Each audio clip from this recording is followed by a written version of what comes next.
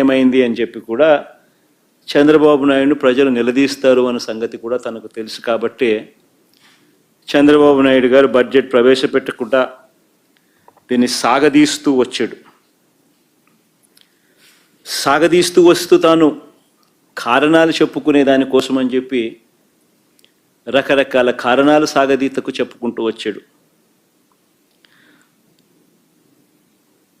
పరిమితికి మించి వైఎస్ఆర్ కాంగ్రెస్ పార్టీ అప్పులు చేసిందని, రాష్ట్రాన్ని శ్రీలంక చేశామని, ఇలా రకరకాల సందర్భాలలో ప్రజలను మభ్యపెట్టే కార్యక్రమం చంద్రబాబు నాయుడు గారు, ఆయన కూటమి, ఆయనకు తోడు ఆయన ఎల్లో మీడియా, వీళ్ళంతా కూడా రకరకాల ప్రచారాలు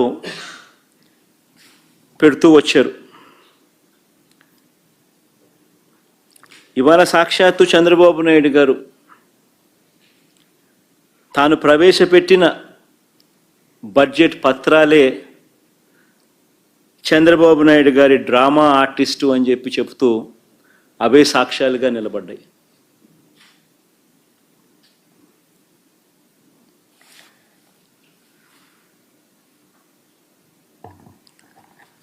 చంద్రబాబు నాయుడు గారు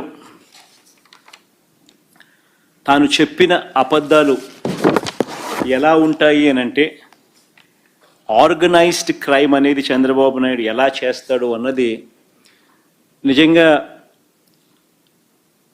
ఈ బడ్జెట్ అనేది చూస్తే, తాను ప్రవేశపెట్టిన తీరు చూస్తే ఎవరికైనా కూడా సామాన్యునికి అర్థమవుతుంది.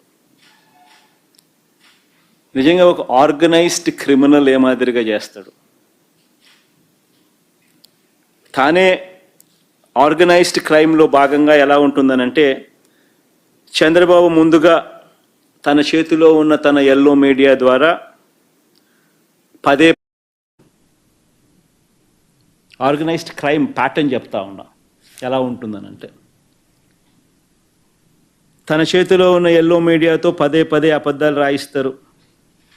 ఆ తర్వాత అదే విషయాన్ని ఇదే చంద్రబాబు పదే పదే మాట్లాడుతూ పోతాడు. పనిలో పనిగా అంటే అప్పుల విషయంలో, ఆంధ్ర రాష్ట్రానికి సంబంధించిన అప్పుల విషయంలో ఆంధ్ర రాష్ట్రం శ్రీలంక అయిపోతుంది అని చెప్పి దుష్ప్రచారం చేస్తూ ఆర్గనైజ్డ్ క్రైమ్గా ఏ రకంగా వాళ్ళు తీసుకొని పోయారు అన్న విషయాలు నేను చెప్తా ఉన్నా. పదే పదే తన చేతిలో ఉన్న ఎల్లో మీడియాతో అబద్ధాలు రాయిస్తారు. ఆ తర్వాత అదే విషయాన్ని పదే పదే చంద్రబాబు మాట్లాడతారు. పనిలో పనిగా ఆ తర్వాత తన దత్తపుత్రుడితోనూ, తనకు సంబంధించిన ఇతర పార్టీలో ఉన్న తన వ్యక్తులతోనూ ఇవే విషయాలు మళ్ళీ పదే పదే మాట్లాడిస్తారు, ట్వీట్లు పెడతారు. చివరకు దాన్ని ఒక అంతర్జాతీయ అంశంగా కూడా మారుస్తారు. ఇదంతా ఆర్గనైజ్డ్ క్రైమ్లో భాగంగా వీళ్ళంతా కూడా చేస్తారు. ఎందుకు ఈ విషయాలన్నీ కూడా చెప్తా ఉన్నాను అని అంటే, ఈ ఆర్గనైజ్డ్ క్రైమ్ అన్నది ఏ విధంగా జరిగింది అని చెప్పి మీ అందరికీ కూడా ఎక్స్ప్లెయిన్ చేయబోతా ఉన్నా. సాక్ష్య ఆధారాలతో సహా చూపిస్తా. మామూలుగా అయితే మీ అందరికీ తెలిసిన విషయమే, నాకు తెలిసిన విషయమే, అందరికీ తెలిసిన విషయమే, కామన్ సెన్స్ ఉన్న వాళ్ళు అందరికీ కూడా తెలిసిన విషయమే. ఏ రాష్ట్రమైనా కూడా, ఏ ప్రభుత్వాన్ని తీసుకున్నా కూడా ఆ ప్రభుత్వం అప్పులు చేయడము, అప్పులు తీసుకోవడం అన్నది బడ్జెట్లో భాగమే. ఇవన్నీ సర్వసాధారణంగా జరిగే విషయాలే. ప్రతి ప్రభుత్వానికి, ప్రతి రాష్ట్రానికి ఎఫ్ఆర్బిఎం లిమిట్స్ ఉంటాయి.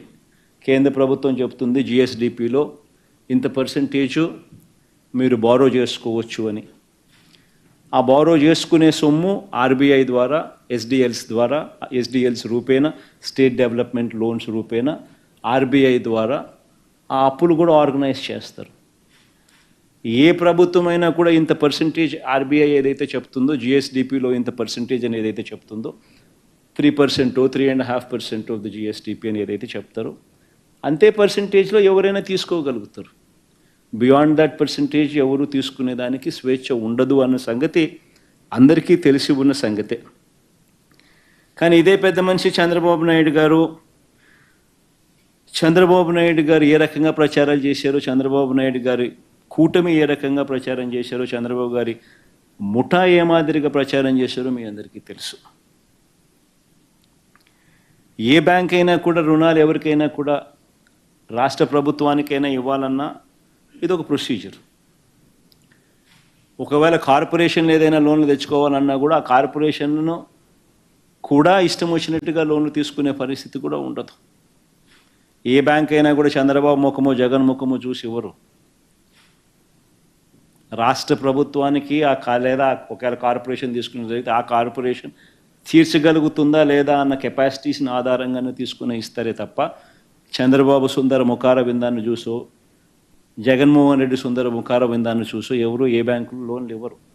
రాష్ట్ర ప్రభుత్వానికి కానీ రాష్ట్ర ప్రభుత్వాలకు సంబంధించిన కార్పొరేషన్లకు కానీ ఏదైనా లోన్లు ఇచ్చేటప్పుడు ఇవన్నీ కూడా వాస్తవాలు అయినప్పటికీ కూడా ఏ రకంగా తప్పుడు ప్రచారాలు చేస్తూ, ఏ రకంగా ఒక పద్ధతి ప్రకారం ఒక ఆర్గనైజ్డ్గా ఏ రకంగా పద్ధతి ప్రకారం వీళ్ళు తీసుకొని పోయారు అబద్ధాలు చెప్తూ అన్నది ఒకసారి నేను చెప్తా. 5/4/2022 ఫస్ట్ పోదాం. అంటే 2022 సంవత్సరం నుంచి స్టార్ట్ చేస్తారనమాట ముమ్మరంగా ఈ ప్రచారాన్ని. అంటే వీళ్ళ ప్రచారానికి ముఖ్య ఉద్దేశం ఏంటి అని అంటే జగన్కి ఎవరు లోన్లు ఇవ్వకూడదు, జగన్ ప్రభుత్వానికి కేంద్రం కూడా సహాయం చేయకూడదు, జగన్ ప్రభుత్వం ఫెయిల్ కావాలి, జగన్ ప్రభుత్వం ఫెయిల్ అవుతే తద్వారా రాజకీయంగా వాళ్ళు లబ్ధి పొందాలి. ఇది వాళ్ళకు ఉద్దేశం, బ్యాక్గ్రౌండ్ ఉద్దేశం. ఈ స్కెచ్ని ఏ రకంగా ఇంప్లిమెంట్ చేస్తారు ఆర్గనైజ్డ్ క్రైమ్లో భాగంగా అంటే ఒక్కసారి గమనిస్తే చూస్తాం. 5/4/2022 ఈ డేట్లు కొంచెం ఇంట్రెస్టింగ్గా ఉంటుంది నేను చెప్పబోయే సబ్జెక్టు. కాబట్టి కొంచెం డేట్లు కొంచెం ఫాలో కాండి. ఏ రకంగా వీళ్ళు ఆర్గనైజ్డ్ క్రైమ్లో భాగంగా ఏ రకంగా తీసుకొని పోతారు అనేదానికి చెప్తా. అప్పుల విషయంలో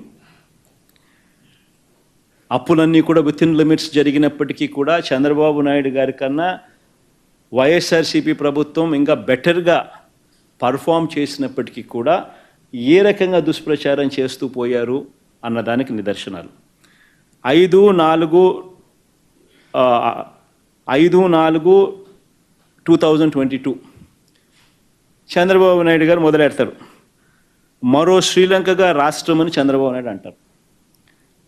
చంద్రబాబు స్టేట్మెంట్ వెంటనే ఈనాడులో దాన్ని అలా చూపిస్తాడనమాట, ప్రచురణ చేయడం మొదలు పెడతాడు.